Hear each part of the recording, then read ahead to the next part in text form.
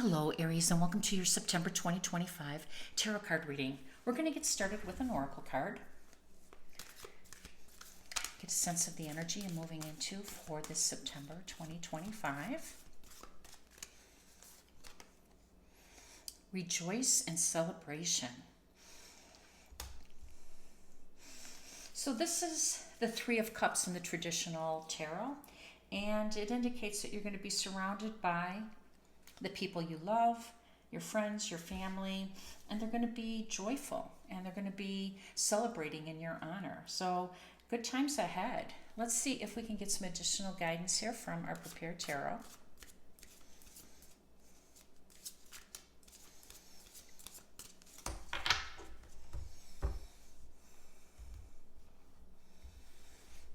Okay. Knight of Pentacles.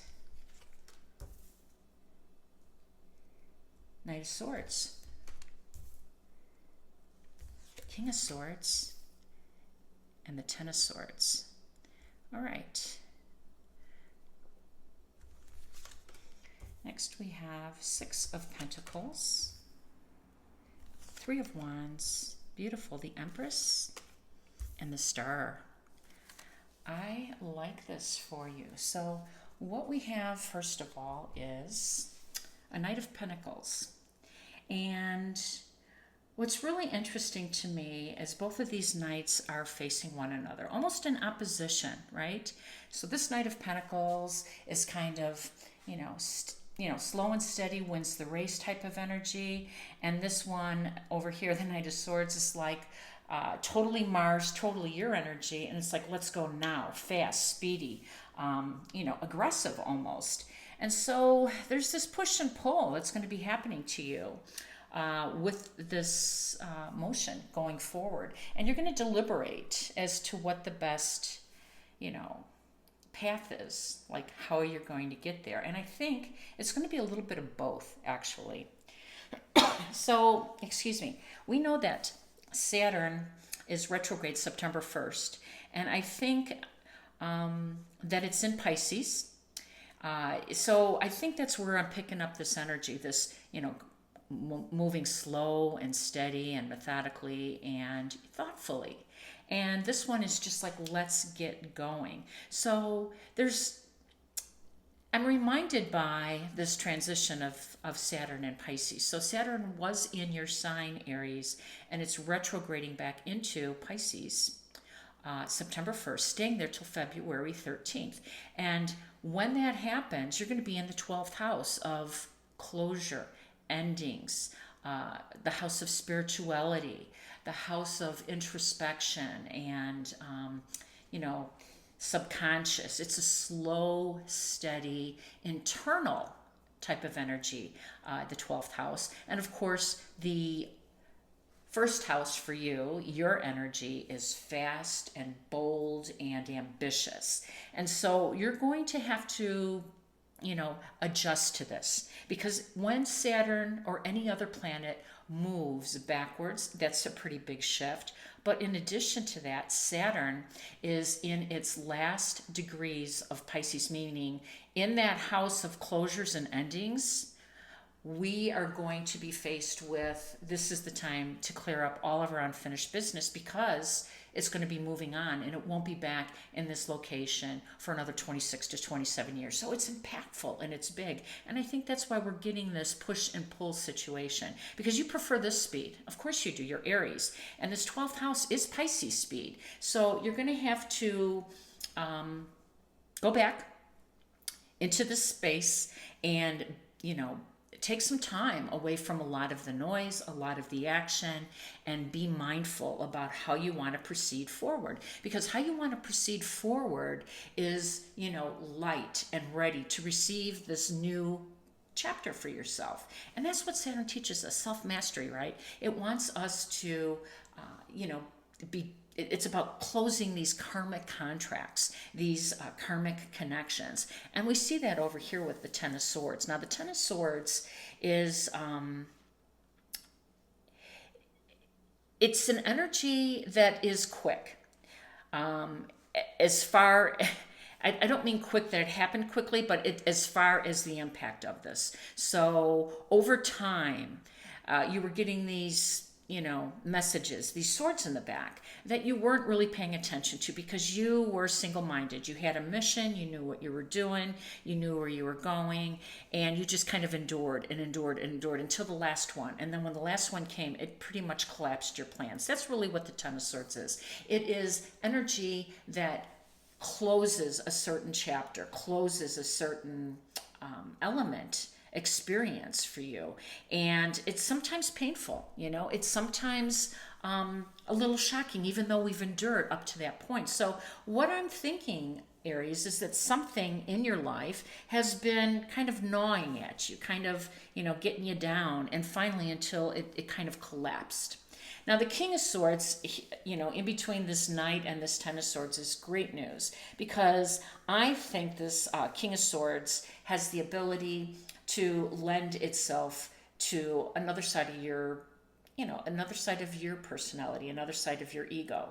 And that is strength, and that is determination, and that is success. So I think that with even this back and forth internal work that's going on, you have swords to sever these connections, to sever, and release some of the old energy that's been pushing you down or holding you back. So I like that this came out for you. Now, the Six of Pentacles is really an energy of balance. And this balance is going to be really important for us all because, again, we have some pretty major stuff happening. And we do have another lunar eclipse, or we do have a lunar eclipse, by the way, on September 7th that is in also Pisces. So, eclipses are what? They're extreme endings, they're impactful endings, they're sometimes jarring. So this Ten of Swords looks like that lunar eclipse energy to me, because eclipses also bring powerful and profound resolutions and endings. So when you look at the Six of Pentacles, you see that you have to get back into your game, Aries. And your game really isn't a lot about this internal work. It really is. It's slow. It's a period of silence, a period of solitude, and you prefer a little bit more of an extroverted type of experience. But this is your chance until February 13th, when Saturn does come back in your sign, to put all your pieces together.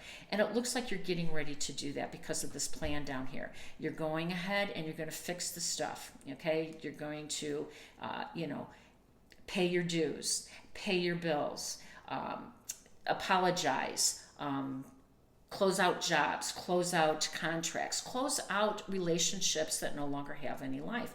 And you're going to then get energy back in the field of planning and looking forward to the future with the Three of Wands. And I like this for you.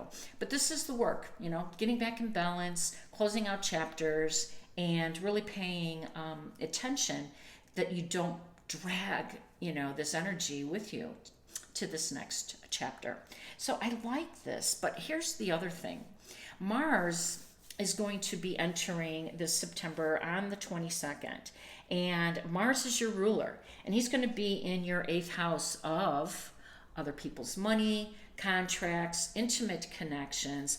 And I love that the Empress showed up here, because the Empress is, yes, she's the goddess of love and beauty and harmony and beauty. And she's also an abundant energy, big time abundant.